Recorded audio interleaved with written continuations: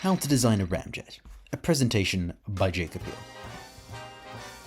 In the 21st century, honest, hard-working Americans are facing a problem when it comes to home defense. How can they counter high-level threats like ballistic missiles, fifth-generation stealth aircraft, and nuclear-powered submarines? The need for an array of high-performance missiles and aircraft capable of performing a variety of mission profiles is unnegotiable. Whether it be strategic bombing and interception with aircraft, cruise missiles, ballistic missiles, or anti-aircraft missiles, the traditional jet engines that have been used to power all of these forms of technology just no longer provide the performance that we're looking for. We need something that's better. And I have the solution: the ramjet. Ramjets provide superb efficiency at supersonic speeds. They're very simple, very cheap, and very reliable. However, there's a catch. They cannot be used at subsonic speeds, i.e. speeds slower than the speed of sound. My mission today is to teach you how a ramjet works, how to design one yourself, and the common use cases for a ramjet. Let's define some key terms and go over some basic concepts first.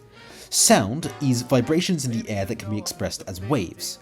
Subsonic means speeds slower than the speed of sound. Supersonic means speeds faster than the speed of sound. Compression is causing the same amount of air to occupy a smaller volume, whereas combustion is the process of burning something. And finally, Mach is just your speed divided by the speed of sound. So Mach 2 means you're going twice the speed of sound. The first basic concept is we need to go over how traditional jet engines work.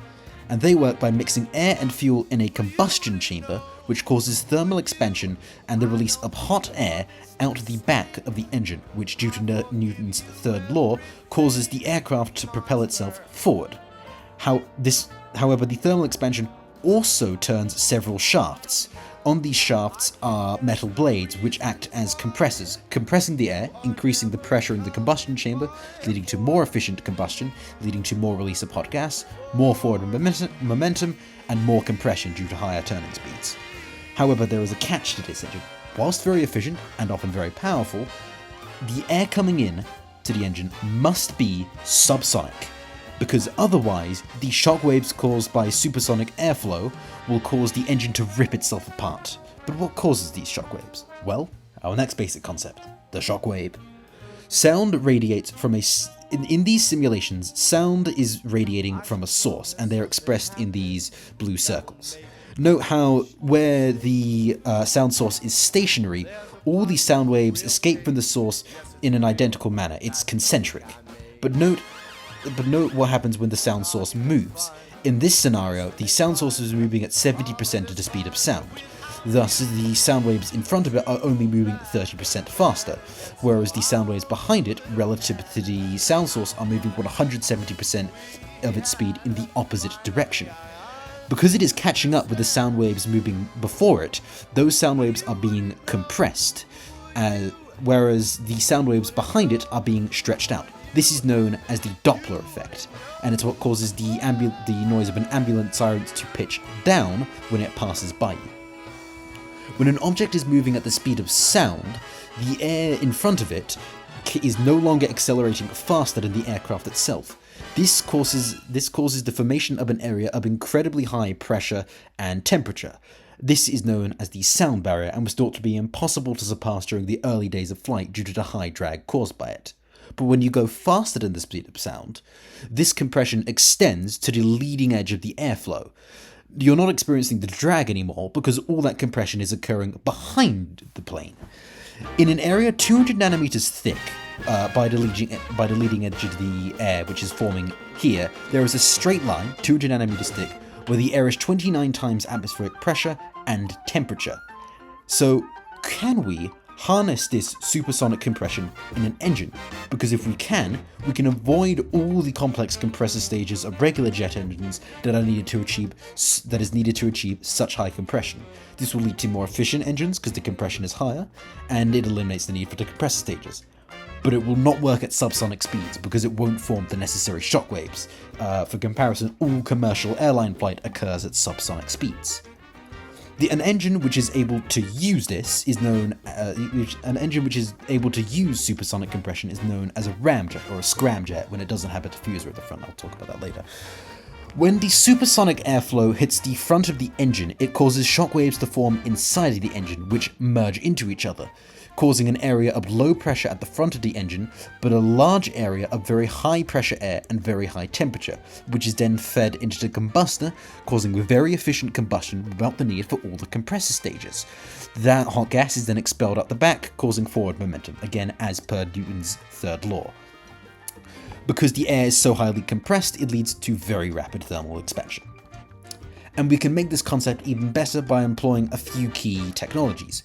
For instance, we can use a diffuser, where essentially a metal block with a point at the end is positioned in the front of the engine right here.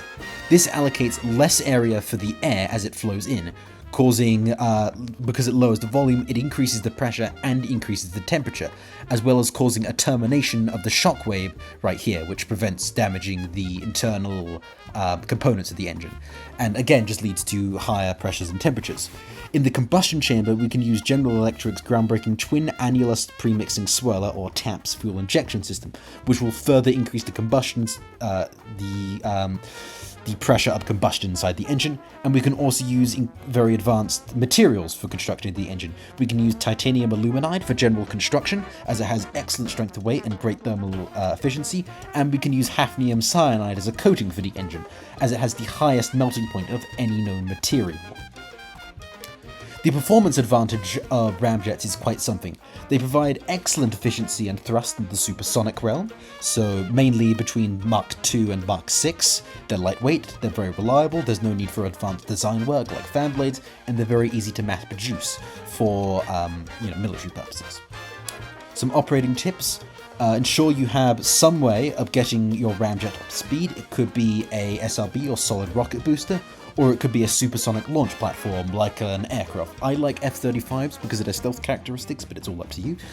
I recommend use between Mach 2 and Mach 6. Any faster, use a scramjet, which is just a ramjet without the diffuser at the front. Any slower, use a turbofan with an afterburner. And just because they are much more efficient than traditional engines, don't slack on maintenance. Always do your pre-flight checks. Some real-world examples of ramjets in action include very fast cruise missiles like the Indian BrahMos and Russian Kalibr munitions. These travel at Mach 3 and can travel up to 1,000 kilometers, or roughly 600 miles.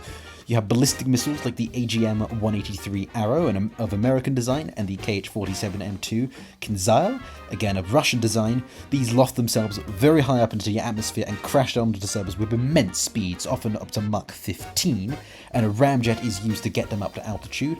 And then you have air-to-air missiles used for destroying enemy aircraft like the European MDA Meteor or the AIM-260 JADM.